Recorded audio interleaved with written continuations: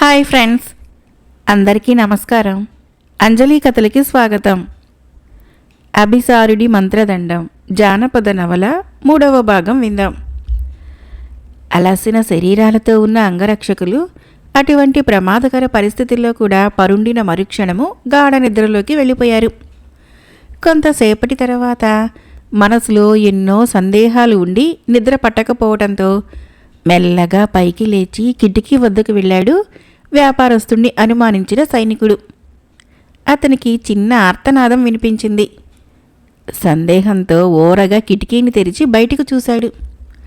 అక్కడి సన్నివేశాన్ని చూసిన సైనికుడికి శరీరంలో వణుకు మొదలైంది. ఒక్కసారిగా భయంతో అతని నోరు ఎండిపోయింది. అక్కడ 5 వికోక పిశాచాలు వ్యాపారస్తుడి తల, కాళ్ళు, చేతులు వేరు చేసి అతన్ని ఆరగిస్తున్నాయి. అది అస్పష్టంగా కనిపిస్తోంది. మరికొన్ని క్షణాలలో అతని శరీరాన్ని అస్థికలతో సహా పూర్తిగా ఆరగించాయి. ధైర్యాన్ని కూడగట్టుకుంటూ మెల్లగా కిటికీ మూసి నాయకుడి వద్దకు వెళ్ళి తట్టి లేపాడు. నాయక, నా అనుమానం నిజం. ఇది ఆ పిశాచాల నిలయం. మనల్ని ఈ భవనంలోకి తీసుకుని రావటానికి మొదటిగా ఆ వ్యాపారస్తుడికి ఎటువంటి అపకారమూ చేయలేదు. అతని మాటలు నమ్మి మనం లోపలికి ప్రవేశించటమే వాటి ఉద్దేశం. మనం ఉచ్చులో చిక్కుకున్నాం. మనం బంధించబడ్డామని వ్యాపారస్తుణ్ణి కరకర నమిలి మింగేశాయి. మనం ఎలాగైనా తప్పించుకోవాలి. ఇప్పుడు మరి కాసేపట్లోనూ అవి లోపలికి వచ్చి మన అంతు చూడటం ఖాయం. నాయకుడి చెవిలో చెప్పాడు సైనికుడు. నాయకుడికి అర్థమైంది. తమ ప్రాణాల్ని తీసి ఆ తాళపత్రాల్ని నాశనం చేస్తాయి. చక్రవర్తి తమ మీద పెట్టుకున్న నమ్మకానికి సరి అయిన న్యాయం చేయాలంటే ఇక్కడి నుంచి తప్పించుకోవాలి. తాళపత్రాలతో సహా కనీసం ఒక్కరైనా రాజధానికి చేరుకోవాలి. అప్పటికే అందరూ సైనికులు నిద్రలేచారు. వారికి పరిస్థితి అర్థమైంది. నువ్వు తాళపత్రాలను తీసుకొని ఎలాగో ఇక్కడి నుంచి బయటపడు. మేము ఎలాగోలా వాటిని కొంతసేపు అడ్డుకుంటాము. ఆ సమయంలో నువ్వు సురక్షిత ప్రాంతానికి చేరుకోవచ్చు. వికోకల గురించి తెలిసిన సైనికుడికి చెప్పాడు నాయకుడు. నాయక, ఇక్కడి నుంచి బయటికి వెళ్ళిన తర్వాత కూడా అవి దాడి చేయవనే నమ్మకం లేదు. శక్తియుక్తులలో, ధైర్యంలో మాకన్నా అధికుడవు నువ్వే. కాబట్టి నీవే ఇక్కడి నుంచి తప్పించుకోవటం ఉచితం. మేమేం అయిపోయినా పర్వాలేదు. మాకంటే మన రాజ్యానికి మీ అవసరమే ఎక్కువ. అప్పుడే నిద్రలేచిన మరొక సైనికుడు అన్నాడు. అందరూ సైనికులు తమ నిర్ణయం కూడా అదే అన్నట్లుగా అంగీకార సూచకంగా తల ఊపారు. తన దళంలోని సైనికుల త్యాగానికి, రాజభక్తికి, తన మీద ఉన్న నమ్మకానికి నాయకుడి హృదయము ఉప్పొంగింది. కానీ తన వారిని ఆ పిశాచాలకు ఆహారంగా వదిలి వెళ్ళటము అతనికి ఇష్టం లేకుండా పోయింది. నాయక, మరి ఆలోచించవద్దు. మా ప్రాణాల కన్నా లక్షలాది రాజ్య ప్రజల క్షేమం ముఖ్యం. దయచేసి కాలయాపన చేయకుండా వెంటనే బయలుదేరండి. మేము మీతో రాకుండా శక్తి వంచన లేకుండా వీలైనంత సమయం వాటిని ఆపగలం. ఈ లోపున మీరు చాలా దూరం ప్రయాణించగలరు. అందరము కలిసి బయటికి వెళితే అందరము నాశనమైపోతాం మందలింపుగా అన్నాడు మొదటి సైనికుడు. అందరి వైపు ఆప్యాయంగా చూస్తూ, నీటితో నిండిన కనులతో భారంగా అడుగులు వేస్తూ ఆ గదిలో నుండి వెనకనే ఉన్న మరొక గదిలోకి నడిచాడు నాయకుడు. అక్కడ ఉన్న కిటికీ తెరిచి ఒకసారి వెనుకకు తిరిగి తన సైనికుల్ని చూసి బయటకు దూకాడు నాయకుడు. తమ నాయకుడు బయటపడటంతో తేలికపడిన హృదయాలతో ఖడ్గాలను చేతబట్టి వికోకాలని ఎదుర్కొనటానికి సిద్ధమయ్యారు సైనికులు. ఒక్కసారిగా భళ్ళున తలుపులు తెరుచుకున్నాయి. తీక్షణమైన చూపులతో భయంకర రూపంతో లోపలికి వచ్చాయి పిశాచాలు. మూకుమ్ముడిగా వాటిని ఎదుర్కొన్నారు సైనికులు. వాడి కత్తులని ఎంత శక్తివంతంగా ప్రయోగించినా వాటి కరుకు శరీరము స్వల్పంగా కూడా గాయపడలేదు. శక్తి వంచన లేకుండా వీరోచితంగా పోరాడారు అంగరక్షకులు. కానీ వికోకాల శక్తి ముందు నిలవలేకపోయారు. కేవలము అతి కొద్ది క్షణాల్లోనే అందరూ ప్రాణాలు కోల్పోయారు. ప్రతి ఒక్కరి దుస్తులను నిశితంగా పరిశీలించాయి అవి. ఆ గది మొత్తము క్షుణ్ణంగా వెతికాయి. కానీ వాటికి తాళపత్రాలు దొరకలేదు. ముఖాముఖాలు చూసుకున్నాయి. సైనికుల సంఖ్య తగ్గటం గమనించడంతో నాయకుడు తప్పించుకున్న కిటికీ వైపుగా వెళ్ళి బయటకు దూకాయి. పాడుబడిన భవనం నుంచి వీలైనంత వేగంగా పరిగెత్తుతూ ఒక చిన్న చెరువు వంటి ప్రదేశాన్ని చేరుకున్నాడు అంగరక్షక దళనాయకుడు. అప్పటికే 4వ జాము మొదలైంది. మరికొద్ది దూరంలో ఒక గ్రామం ఉన్నట్లు గుర్తు అతనికి. చెరువులోకి దిగి దాహం తీర్చుకొని ఒక చెట్టు క్రింద కూర్చున్నాడు. అంతలో హోరుమని పెద్ద గాలి వీచటం మొదలైంది. గాబరాగా చెట్టు క్రింద నుంచి లేచి తాను వచ్చిన దారి వైపు చూశాడు నాయకుడు. దూరంలో చెట్లపై నుంచి దూకుతూ వేగంగా వస్తున్నాయి పిశాచాలు. అంతే, ఒక్క ఉదుటున పరుగు ప్రారంభించాడు. ప్రాణాలను కూడా లెక్క చేయక ఎలాగోలా తాళపత్రాలని ఆకర్షకుడికి అందించటమే తన ధ్యేయం. ప్రాణాలు అర్పించిన తన అనుచరుల త్యాగము వృధా కాకూడదు అనుకుంటూ వేగాన్ని పెంచాడు. కొద్ది దూరంలో ఉరుకులు పరుగులతో ప్రవహిస్తున్న తుంగానది అతని దృష్టిపథంలోకి వచ్చింది. ప్రస్తుతము రాజ్యంలో సమృద్ధిగా నీరు దొరికే ప్రదేశం అంటే తుంగానది పరివాహక ప్రాంతం మాత్రమే. తుంగానది దాటితే కేశవాపురం అనే పట్టణం ఉంది. అక్కడికి చేరుకుంటే చాలు అనుకుంటూ ఉత్సాహంగా పరుగును కొనసాగించాడు. అంతలో ఎక్కడి నుంచి వచ్చిందో కానీ ఒక పిశాచము ఎగిరి మీద పడి నాయకుణ్ణి క్రిందకు దొర్లించింది. తన వాడి అయిన కోరలతో అతని కంఠం మీద దాడి చేయటానికి ప్రయత్నిస్తున్న సమయంలో శక్తిని అంతా ఉపయోగించి దానిని పక్కకు నెట్టాడు. నాయకుడు అమిత శక్తివంతుడు. ఎడాపెడా ముష్టిఘాతాలు కురిపించాడు. అమిత వేగంతో తన ఖడ్గాన్ని ప్రయోగించాడు. అయినప్పటికీ చెక్కు చెదరలేదు ఆ పిశాచం. ఇక దానిని తుదముట్టించడం సాధ్యం కాదని తేలిపోవటంతో ఒక్క ఉదుటున పైకి లేచి వేగంగా పరుగు మొదలుపెట్టాడు. అంతలో మిగిలిన వికోకాలు కూడా అక్కడికి వచ్చి అతన్ని వెంబడించటం మొదలుపెట్టాయి. పరిగెత్తి పరిగెత్తి వేగంగా ప్రవహిస్తున్న తుంగానదిలో ఒక్క దూకు దూకాడు. ఒకదాని వెంట ఒకటిగా పిశాచాలు కూడా నదిలోకి దూకాయి. నదిలో పడిన వెంటనే బలంగా బారలు వేసి ఈదుతూ నది అడుగు భాగానికి వెళ్ళాడు నాయకుడు. ఊపిరి బిగపట్టి ఈదుకుంటూ ఆవలిగట్టు చేరుకున్నాడు. అతని వెనకనే ఒడ్డుకు చేరుకున్న పిశాచాలు మూకుమ్ముడిగా నాయకుడి మీద దాడి చేశాయి. ప్రాణాల మీద ఆశలు వదిలేసుకున్నాడు నాయకుడు. చక్రవర్తికి మనసులోనే క్షమాపణలు చెప్పుకుంటూ నిస్త్రారణగా పడిపోయాడు. అదృష్టవశాత్తు అప్పుడే సూర్యోదయం జరిగింది. సూర్యోదయాన్ని చూసి పిశాచాలు కరిగే మంచులాగా ఒక్కొక్కటిగా అదృశ్యమైపోయాయి. ఆ రోజు సూర్యోదయానికి ముందే నిద్రలేచారు మరిడయ్య, వాడి బావమరిది. కేశవపురం చుట్టుపక్కల విస్తరించి ఉన్న అడవిలో కట్టెలు కొట్టుకొని ఆ వచ్చే 1 రాగి నాణాలతో ఎలాగో వారి వారి కుటుంబాలని పోషిస్తున్నారు ఇద్దరు. ఒక్కోరోజు చాలీ చాలక తాము పస్తులు ఉండి తమ కుటుంబ సభ్యుల కడుపు నింపుతూ ఉండాల్సిన దుర్భరమైన బ్రతుకు వారిది. అయినా ఏనాడు ఎవరిని చేయి జాచి అడగరు. వారి ఇల్లాళ్ళు కూడా వారికి తగ్గవారే. ఎలాగోలా గుట్టుగా సంసారాన్ని నడుపుతూ ఉంటారు. బ్రతికి చెడ్డ కుటుంబాలు వారివి. ఒకప్పుడు వారి తాతలు అడవిలో లభించే కలపకు సంబంధించిన వ్యాపారం చేసేవారు. ఆ కాలంలో అడిగిన వారికి లేదనకుండా సహాయం చేసిన చరిత్ర ఉంది. వారి తండ్రుల కాలానికి అంతా హారతి కర్పూరంలా హరించుకుపోయింది. పిల్లలకు విద్యాభ్యాసం కూడా అందించలేకపోయారు. గతాన్ని తలుచుకొని బాధపడటం తప్ప ప్రస్తుతానికి వారు చేయగలిగింది ఏమీ లేదు. కడుపున పుట్టిన పిల్లలకు కడుపు నిండా భోజనం పెట్టలేని తమ అసమర్థతకు చింతిస్తూ మనం ఈ రోజు నుంచి ఎలాగైనా అధికంగా ఎండుకట్టెలు సంపాదించాలి. అరాకొరా సంపాదనతో మన సంసారాల్ని ఎలా నెట్టుకొస్తాము? భుజాన గొడ్డల్ని మోస్తూ దిగులుగా అన్నాడు మరిడయ్య. నువ్వేం దిగులు పడకు బావా, మనకి మళ్ళీ మంచి రోజులు వస్తాయి అనునయంగా అన్నాడు మరిడయ్య బావమరిది. ఈ ఊరు వదిలి ఎక్కడికైనా వెళితే మన జీవితాలు బాగుపడతాయేమో ఆశగా అన్నాడు మరిడయ్య. మనకేం చదువా పాడా? వేరే ఊరు వెళితే రాజులా బ్రతకటానికి 4 వేళ్ళు నోట్లోకి వెళితే చాలు అన్నాడు బావమరిది. అడవుల్లో వనదేవతలుంటారట. మంచి వాళ్లకు వారు సహాయం చేస్తారట. మనకు కూడా వారు కనిపిస్తే బాగుండు. 2 సంచులు నిండుగా బంగారు నాణాలు కావాలని అడగొచ్చు ఆశగా అన్నాడు. బంగారు సంచులు తర్వాత. ముందు 4 రాగి నాణాలు సంపాదించు, లేకుంటే మన పెళ్ళాల చేతుల్లో ఈరోజు కూడా చీవాట్లు తినవలసి ఉంటుంది నవ్వుతూ అన్నాడు మరిడయ్య బావుమరిది. తాను కూడా నవ్వాడు మరిడయ్య. అంతలో వారికి ఒక మూలుగు వినిపించింది. ఏంటా శబ్దం బావా? వనదేవతలు అయ్యుంటారా? అడిగాడు మరిడయ్య బావుమరిది.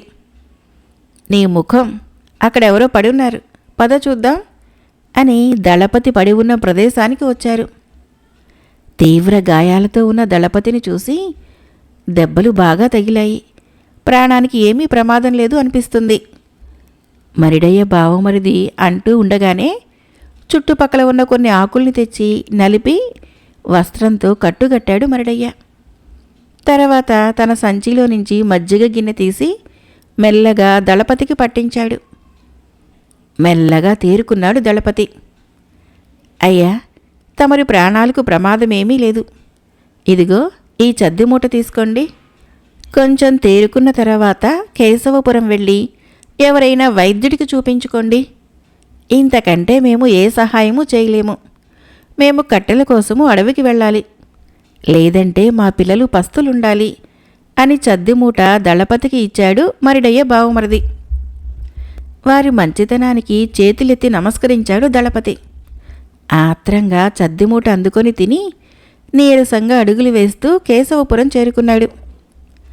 అప్పటి వరకు అంజనం ద్వారా మౌనంగా చూస్తూ ఉన్న నలుగురు దళ సభ్యుల మరణం గురించి, దళాధిపతి దుస్థితి గురించి బాధతో విలవిలలాడారు. గురుదేవా, ఆ పిశాచాలని అంపకం చేసిన దుష్టుడెవరో మనం ఈ అంజనం ద్వారా తెలుసుకోవచ్చా? ఆవేశంతో శరీరం కంపిస్తూ ఉండగా అడిగాడు ఆకర్షుడు. మౌనంగా తల పంకించి పెట్టెలో నుంచి మరొక తాళపత్రాన్ని తీసుకొని మంత్రాన్ని జపించటం మొదలుపెట్టాడు జయతీర్థుడు. నీటిలో అప్పటి వరకు కనిపిస్తున్న దృశ్యం ఆగిపోయింది. నీటి పాత్ర ఒక్కసారిగా పెద్ద శబ్దంతో పేలి ముక్కలైపోయింది. అద్దిరిపడి వెనక్కి దూకారు నలుగురు. ఏమైంది గురుదేవా? ఆతృతగా ప్రశ్నించాడు నిరంజనుడు.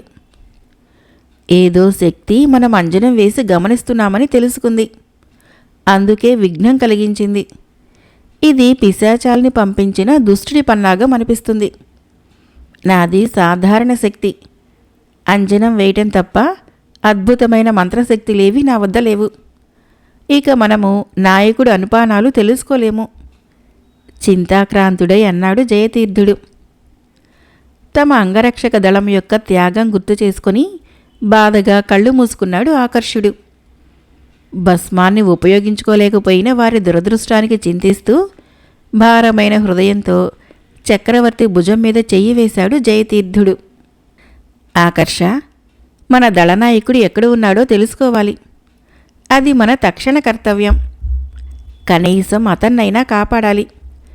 బాధపడటం వల్ల ప్రయోజనం లేదు అనునయంగా చెప్పాడు జయతీర్థుడు. ద్వారపాలకులను పిలిపించి సైన్యాధిపతికి కబురందించమని చెప్పాడు నిరంజనుడు. మన వేగులని, సుశిక్షితులైన సైనికుల్ని కేశవపురానికి, చుట్టుపక్కల ఉన్న గ్రామాలకి పంపించండి. నాయకుడు గాయపడ్డాడు కాబట్టి ఏదో ఒక వైద్యుడికి అతని గురించి తెలిసి ఉంటుంది. అప్పుడే వచ్చిన సైన్యాధిపతిని ఆజ్ఞాపించాడు ఆకర్షుడు. చిత్తం ప్రభు అని అక్కడి నుంచి పెద్ద పెద్ద అడుగులు వేస్తూ వెళ్ళిపోయాడు సైన్యాధిపతి. అది నంద మహాసామ్రాజ్యంలోని స్కంద మండలంలో ఒక సుభిక్షంగా ఉన్న ఊరు. పేరు సాకేతపురం.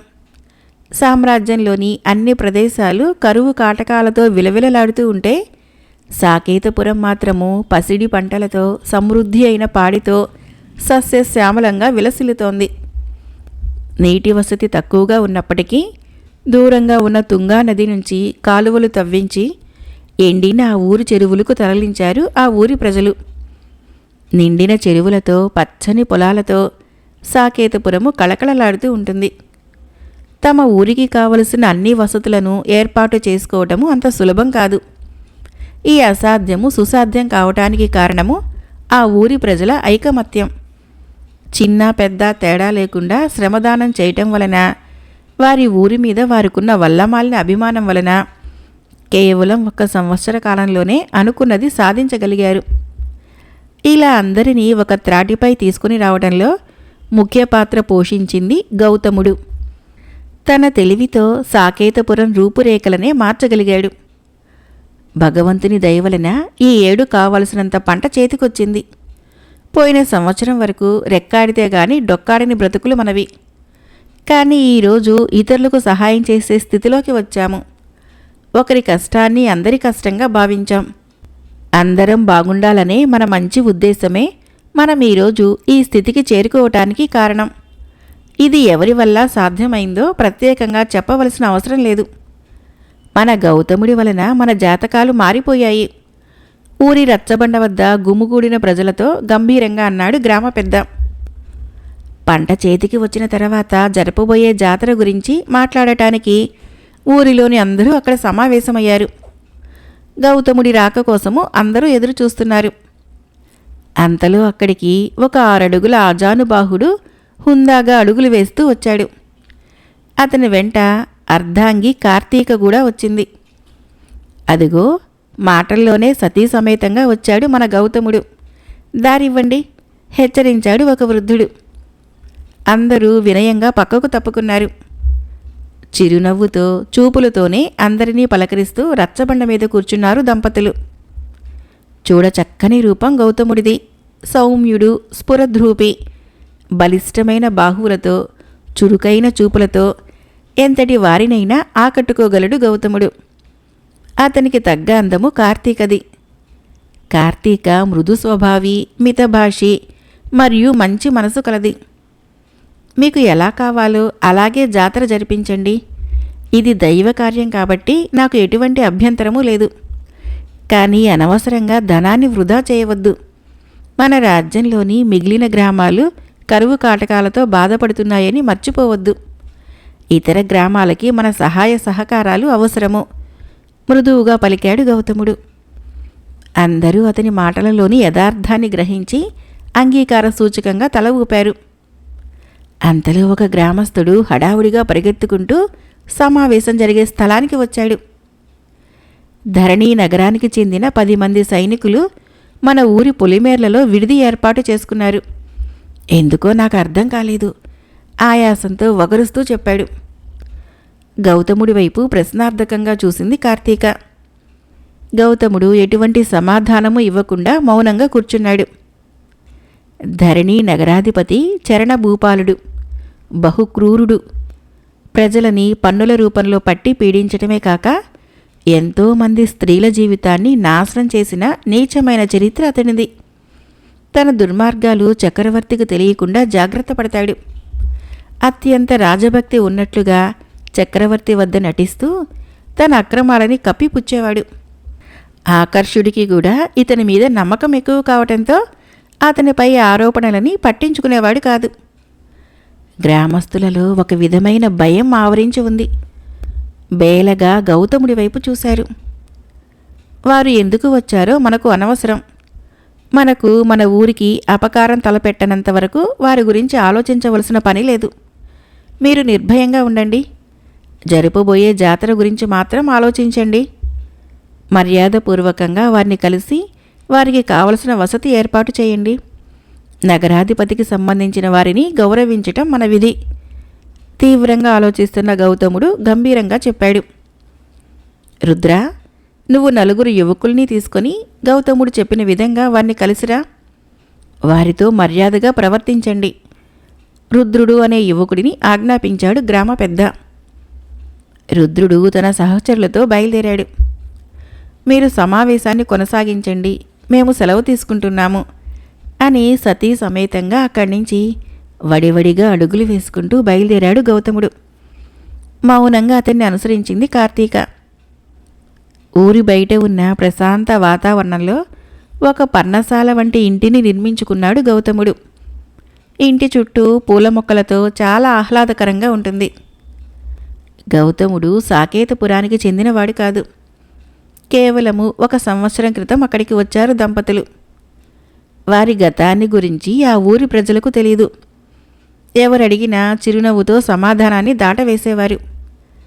గ్రామ పెద్ద మిగిలిన ప్రజలతో కలిసి జాతర గురించి చర్చించటం మొదలుపెట్టిన కేవలం 1 గడియ కాలంలో తల నుంచి రక్తం కారుతూ ఉండగా పరిగెత్తుకుంటూ వచ్చారు రుద్రుడు అతని అనుచరులు. ఏమైంది రుద్రా? ఏమిటి మీ తలలపైన గాయాలు? ఏం జరిగింది? ఆతృతగా అడిగాడు గ్రామ పెద్ద. అయ్యా, మీరు చెప్పిన విధంగానే మేము ధరణీనగర సైనికుల్ని కలిశాము. వారితో మర్యాదగా మాట్లాడుతూ వారి అవసరాలు తీర్చగలమని కూడా చెప్పాము. గ్రామ పెద్ద వచ్చి మమ్మల్ని దర్శించుకోకుండా ఎవరో అనామకుల్ని పంపుతారా అంటూ అకారణంగా గాయపరిచారు. మేము తిరగబడలేదు, కనీసం ఎదురు మాట్లాడకుండా వెనుదిరిగి వచ్చాము. జరిగింది చెప్పాడు రుద్రుడు. సమావేశంలో కూర్చొని ఉన్న గ్రామ వైద్యుడు వెంటనే వారి గాయాలకు చికిత్స మొదలుపెట్టాడు. వారి పరిస్థితి చూసిన గ్రామస్తులకి ఆవేశం ముంచుకొచ్చింది. అందరూ గ్రామ పెద్ద వైపు చూశారు. గ్రామ పెద్దకు ఏం చెయ్యాలో తోచలేదు. సైనికులకు తగిన బుద్ధి చెప్పడం తేలికే, కానీ తర్వాత పర్యవసానాలు తీవ్రంగా ఉంటాయి. స్వయంగా చరణ భూపాలుడు రంగంలోనికి దిగితే తమ ఊరిని వల్లకాడు చేయగలడు. ఆవేశం వలన గ్రామానికి భవిష్యత్తు ఉండదు. అయ్యా, వారిని ఊరికే వదిలిపెట్టకూడదు. వారి కాళ్ళు చేతులు విరిచివేయాల్సిందే ఆవేశంగా అన్నాడు ఒక గ్రామస్తుడు. మూర్ఖంగా మాట్లాడవద్దు. వారితో గొడవ మనకే నష్టం. అందరూ ఆవేశం తగ్గించుకుంటే మంచిది మందలించాడు గ్రామ పెద్ద. మరి ఏమీ చేతకాని వారిలా ఊరుకోవాల్సిందేనా? నిష్ఠూరంగా అన్నాడు అదే గ్రామస్తుడు. నేనే వెళ్ళి వారితో మాట్లాడి వస్తాను. కొన్ని తినుబండారాలు సిద్ధం చేయించండి. ప్రస్తుతానికి వారిని మంచి చేసుకుందాం. హద్దులు దాటితే అప్పుడు ఆలోచిద్దాం.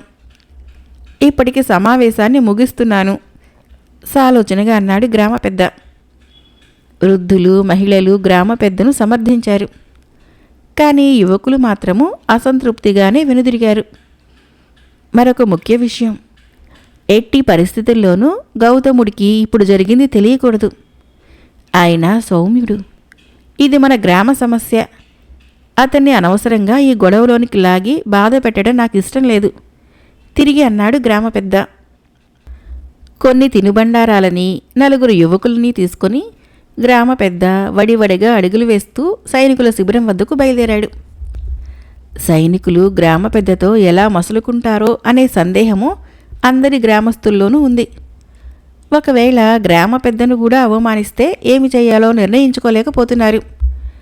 ఎందుకైనా మంచిదని కొందరు యువకులు ఆయుధాలతో సిద్ధంగా ఉన్నారు. అయ్యా, నమస్కారం. మీరు మా గ్రామానికి రావటం మాకు సంతోషంగా ఉంది.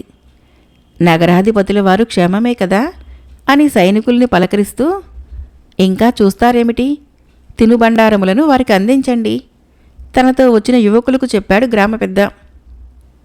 నువ్వేనా గ్రామ పెద్ద? నీ పేరేమిటి? కరుకుగా అడిగాడు ఒక సైనికుడు. గ్రామ పెద్ద వయసు దాదాపు 70 సంవత్సరాలు. కనీసం వయసుకైనా గౌరవం ఇవ్వకుండా అమర్యాదగా మాట్లాడిన సైనికుల మీద పీకల దాకా కోపం వచ్చింది గ్రామ పెద్దతో వచ్చిన యువకులకు. కనుసైగతోనే వారిని మందలించాడు గ్రామ పెద్ద. అయ్యా, అవును, నేనే ఈ గ్రామానికి పెద్దను. పేరు సహదేవుడు వినయంగా చెప్పాడు గ్రామ పెద్ద. మాకు భోజన వసతులు ఏర్పాటు చేయండి. కనీసము 2 యువకులని మా అవసరాల కోసం ఇక్కడే ఉంచండి. తినుబండారాల రుచి చూస్తూ అన్నాడు సైనిక నాయకుడు. తప్పకుండా. మీరు ఏ కార్య నిమిత్తం ఇక్కడికి వచ్చారో తెలుసుకోవచ్చా? చేతులు జోడించి అడిగాడు గ్రామ పెద్ద. అది నీకు అనవసరం. అధిక ప్రసంగం చేయవద్దు. మర్యాదగా ఇక్కడి నుంచి వెళ్ళండి. సాయంత్రం లోపు మేము చెప్పిన ఏర్పాట్లు చేయండి కళ్ళెర్ర చేస్తూ దురహంకారంతో అన్నాడు సైనిక నాయకుడు. చిత్తం. వారికి నమస్కరించి యువకులతో కలిసి వెనుదిరిగాడు సహదేవుడు. ఎంత అహంకారం వారికి! పెద్దవాడన్న గౌరవము, కనీస మర్యాద కూడా లేకుండా మాట్లాడతారా? శిబిరం నుంచి దూరంగా వచ్చిన తర్వాత తన కోపాన్ని వెల్లడించాడు ఒక యువకుడు. ఈ ప్రవర్తన చరణ భూపాలుడి సైన్యానికి సర్వసాధారణం. వారు ఇక్కడ ఉన్నంతవరకు ఎలాగోలా నెట్టుకొద్దాం. వారి మర్యాద మనకు అవసరం లేదు. మీరు ఎక్కువగా ఆలోచించవద్దు. కొంచెం ఓపిక పట్టండి. వారంతట వారే ఈ ప్రదేశాన్ని వదిలి వెళ్ళిపోతారు మృదువుగా చెప్పాడు సహదేవుడు. సైనికులకి బుద్ధి చెప్పాలనే కోరికను అదుముకుంటూ మౌనంగా అతన్ని అనుసరించారు యువకులు. అభిసారుడి మంత్రదండం జానపద నవల 3వ భాగం సమాప్తం.